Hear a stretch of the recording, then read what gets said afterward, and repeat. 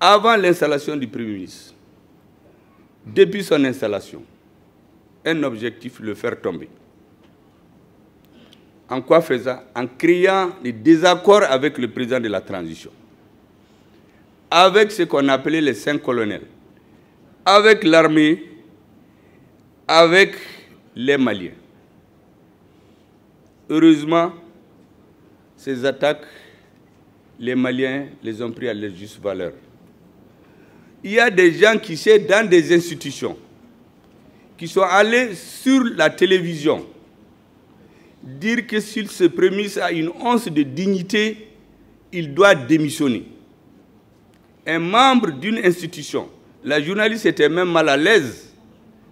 Après que le président ait promulgué une loi, il n'y a plus de débat.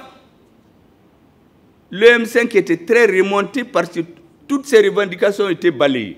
Or, cette loi est venue des assises des forces vives.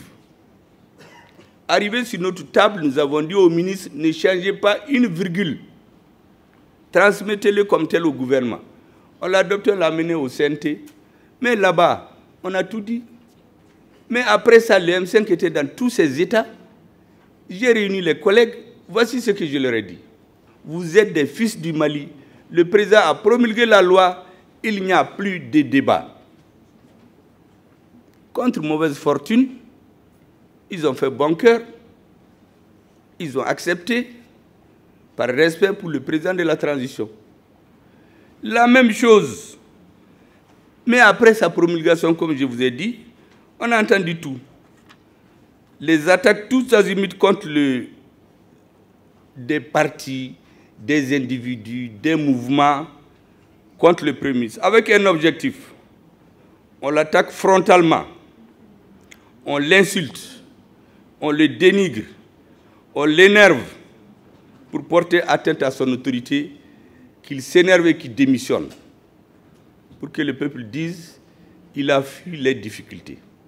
On peut démissionner parce qu'on est en contradiction de fond avec ce qui se passe. Nous l'avons fait en 2016. Nous avons dit que dans l'application de l'accord, on est en train de cacher beaucoup de choses aux ministres. On va jusqu'à l'ONU avec des documents que le gouvernement n'a pas vus. Aucun ministre, sauf un et le Premier ministre. J'ai dit à ce ministre-là, vous avez trompé la confiance du président. Ça, c'est fondamental. Ce n'est pas une démission avec fracas.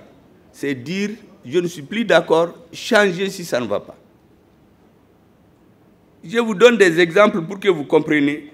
Donc, dans cette logique-là, il y a ce que j'appelle les ignares triomphants. Les ignares triomphants, c'est les gens qui croient qu'ils connaissent tout, alors qu'ils ne connaissent pas grand-chose. Mais il y en a beaucoup au Mali. Lorsque j'ai parlé à 2 occasions, le mardi 11 juillet et le jeudi 13 juillet, devant les membres du sincère ANR et réunis devant le nouveau gouvernement et au séminaire gouvernemental devant tous les ministres, voici ce que je leur ai dit. Nous avons passé un temps à nous battre, à restituer au peuple son honneur et sa dignité, à recouvrer notre souveraineté, à avoir une armée. Nous l'avons fait. À faire entendre notre voix qui sonne dans le concert des nations. C'est fait. Ne dormons pas sur les lauriers. Occupons-nous des questions de développement économique et social. Parce que si on l'oublie, moi je connais l'histoire. Tous ces pays qui nous donnent des leçons là, je connais leur histoire. Mais il y a chez nous, les gens qui lisent des citations, des bouts de phrases dans des livres, ils viennent nous impressionner pour dire qu'ils sont cultivés. Et les Maliens, avec Toubabouka Fodé. Mais ce n'est pas ça qui développe un pays.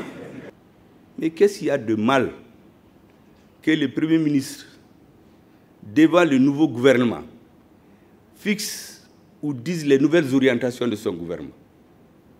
Qu'est-ce qu'il y a de mal? Mais il s'est trouvé les personnes que j'ai qualifiées tantôt, certains ont pensé que c'est une injure. J'ai dit les ignares triomphants. qui sont allés se répandre dans tous les plateaux.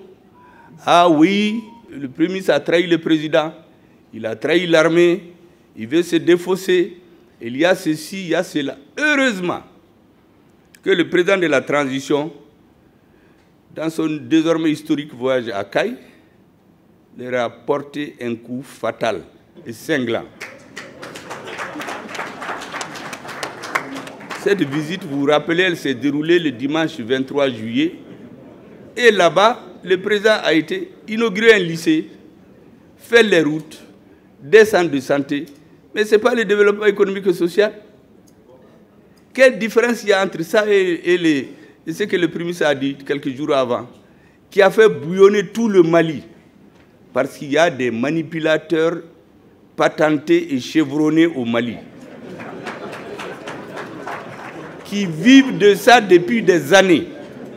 Un dirigeant, on le menace, on le calomnie, on l'intimide, il vous appelle, il vous donne de l'argent, vous vous taisez. Ça, c'est terminé avec moi, en tout cas, et le président Goïta.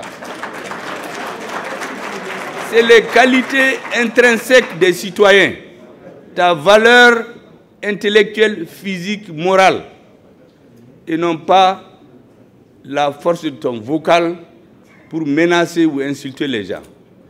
Personne, sauf Dieu et le peuple, ne nous intimidera. Nous allons continuer tout droit au but. On ne virera pas. S'ils attendent au tournant, là, ils ne nous verront pas au tournant. Parce que nous partons tout droit.